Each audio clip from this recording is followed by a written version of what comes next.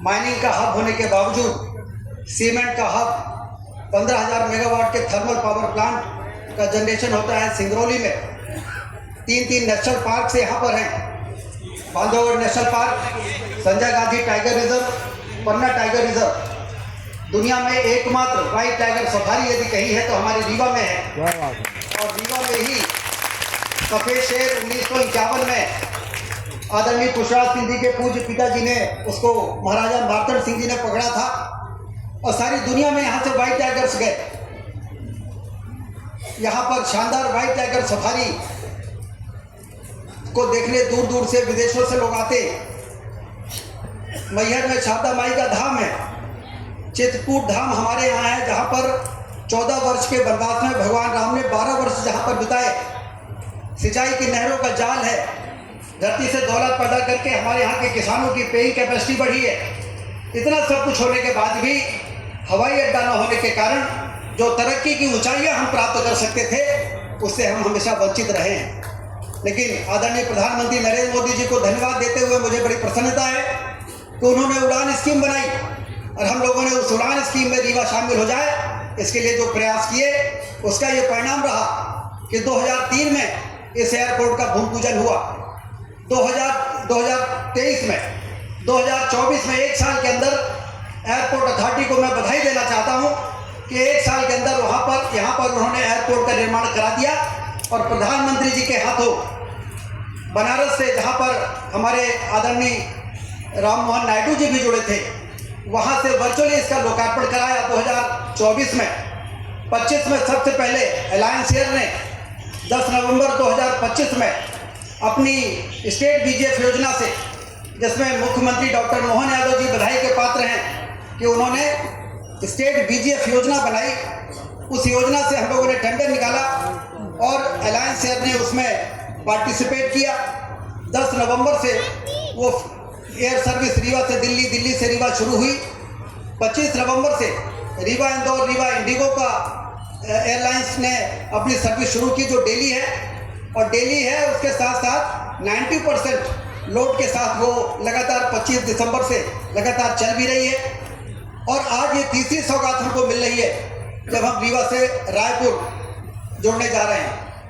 आदरणीय नायडू जी, छत्तीसगढ़ में खुशी की लहर है, क्योंकि छत्तीसगढ़ में विंध्य क्षेत्र के बहुत लोग रहते हैं, वहाँ पर क्या बात, लाखों की संख्या में लोग रहते हैं।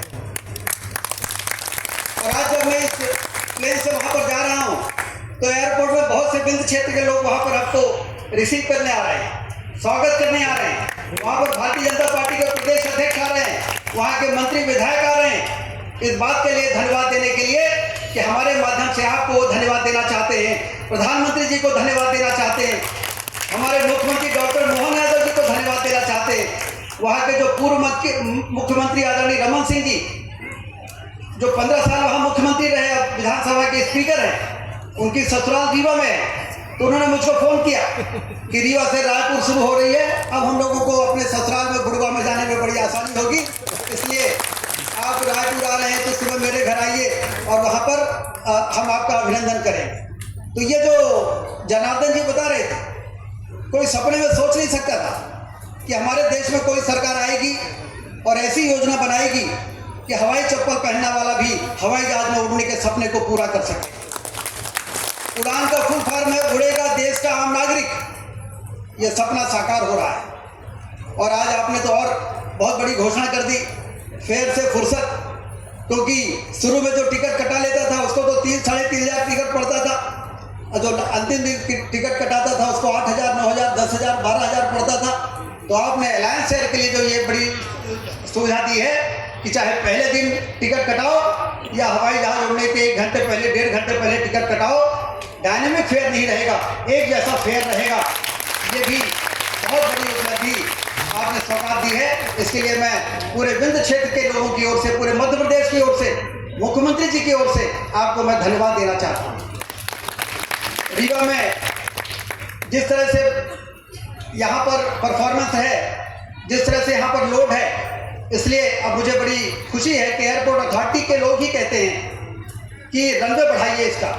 ये IFR है, ये ATR 72 के लिए है, 1800 मीटर का रनवे है, इसको 2300 मीटर करिए। तो मुझे आपको बताते हुए प्रसन्नता है कि आज ही जिले से एक लेटर गया है कि 389 करोड़ रुपए हम राज्य शासन को लैंड एक्विजिशन के लिए पत्र भेजा है। आपको मुख्यमंत्री जी की ओर से मैं आश्वस्त करता हूं कि ये 390 करोड़ रुपए जो इसके रनवे को बढ़ाने के लिए राशि चाहिए, वो राशि राज्य शासन मंजूर करने जा रही है। आपसे निवेदन ये है कि आप इस रनवे को बढ़ाने के लिए एयरपोर्ट अथॉरिटी को जरूर निर्देश देंगे। और टर्मिनल बिल्डिंग, अब यहाँ पर 72 सीटर प्लेन चल रहे हैं, इंडिगो में तो 78 सीट है, और हमेशा ये टर्मिनल बिल्डिंग में इतना क्राउड रहता है, इतना लोड है कि टर्मिनल बिल्डिंग के विस्तार के लिए मैं आपसे निवेदन करता हूं, क्योंकि इसके लिए एक्स्ट्रा लैंड की जरूरत नहीं है। ऑलरेडी हमारे पास जितनी ज़मीन की आवश्यकता है उससे बहुत ज़्यादा ज़मीन है। बगल में एरिया ईयर मार्ग है, यहाँ पर यदि नए टर्मिनल बिल्डिंग जैसे जबलपुर में है, जैसे खजुराहो में है, इस प्रकार के टर्मिनल बिल्डिंग की स्वीकृति यदि आप दे देंगे तो टर्मिनल बिल्डिंग का काम शुरू हो जाएगा। और रनवे के लिए जैसे ही हम लैंड आपको उपलब्ध कराएंगे तो रनवे का काम भी आप शुरू कर सकें, इसके लिए पहले हमें काम करना होगा, फिर आपसे हम निवेदन करेंगे। और एक बात के लिए मैं और आपको धन्यवाद देता हूं कि लगातार यहाँ पे फ्लाइट राज्य शासन की मुख्यमंत्री जी के द्वारा चलाई गई PM श्री वायु सेवा, जो भोपाल से रीवा आती है, 6 सीटर प्लेन है, वो ऑलमोस्ट एक दिन छोड़ के 6 दिन आती है यहाँ पर। इसके पहले RCS स्कीम में फ्लाइट की फ्लाइट यहाँ चलती थी 19 सीटर, वो किसी वजह से बंद हो गई है। और इसलिए अब हम ये कोशिश करेंगे कि भोपाल रीवा यदि अनसर्ड हो रहा है आने वाले दिनों में, तो फिर हम स्टेट बीजेप योजना से भोपाल से रीवा का नया एक बिड करेंगे। और रीवा से कलकत्ता का जो बिड किया है उसमें भी अलायंस शहर ने बिड किया हुआ है। तो भोपाल से रीवा, रीवा से कलकत्ता, कलकत्ता से रीवा, रीवा से भोपाल। तो भोपाल वालों को भी ये लगेगा कि सीधे कोलकाता से जोड़ने का एक फ्लाइट यहाँ पर शुरू हो गई है। ये निवेदन मैं 25 अप्रैल के बाद आपसे करूँगा, क्योंकि ये टेक्निकल इशू इसमें है। वो टेक्निकल इशू 25 अप्रैल को जब सॉर्ट आउट होगा उसके बाद आपसे हम निवेदन करेंगे। और आपने 5 करोड़ रुपए मंजूर किए हैं। यहाँ पर 2 बे थे, 2 ही बे थे, 3 एडिशनल बे के लिए 5 करोड़ जो आपने मंजूर किए, उसके कारण अब यहाँ पर प्लेन के लिए पार्किंग के लिए परेशानी नहीं होगी, क्योंकि ये वो इलाका है जहाँ पर आर्मी चीफ उपेंद्र द्विवेदी जी हमारे रीवा के, नेवल चीफ दिनेश त्रिपाठी जी हमारे रीवा के, और आए दिन कभी कभी वो भी अपना प्लेन लेके आते हैं। मुख्यमंत्री जी का प्लेन यहाँ पर आता है, और इंडिगो का प्लेन भी आ जाता है, दिल्ली का प्लेन भी आने वाला होता है। तो इसलिए 2 बे जो था वो सफिशिएंट नहीं था, इसलिए जो 3 बे हो जाएंगे, 5 बे, तो उससे अभी हमको बड़ी राहत मिलेगी। तो ये जो स्वीकृति आपने दी है, इसके लिए एक बार मैं सभी से निवेदन करूंगा कि मोहन नायडू जी का जोरदार ताली बजाकर उनका अभिनंदन करें। आज मुख्यमंत्री जी के उज्जैन में गवर्नर साहब का कार्यक्रम था, और वहाँ के कार्यक्रम से वो अभी फ्लाई करके और भोपाल आ रहे हैं। जब आपका उद्बोधन होगा उसके बीच में हम कोशिश करेंगे कि यदि वो भोपाल पहुँच जाएंगे तो अंतिम में वो भी जुड़ेंगे, और ज़रूर वो भी आपसे निवेदन करेंगे, आपको धन्यवाद देंगे, आपको बधाई देंगे। एक बार फिर से मैं आपका बहुत स्वागत करता हूँ।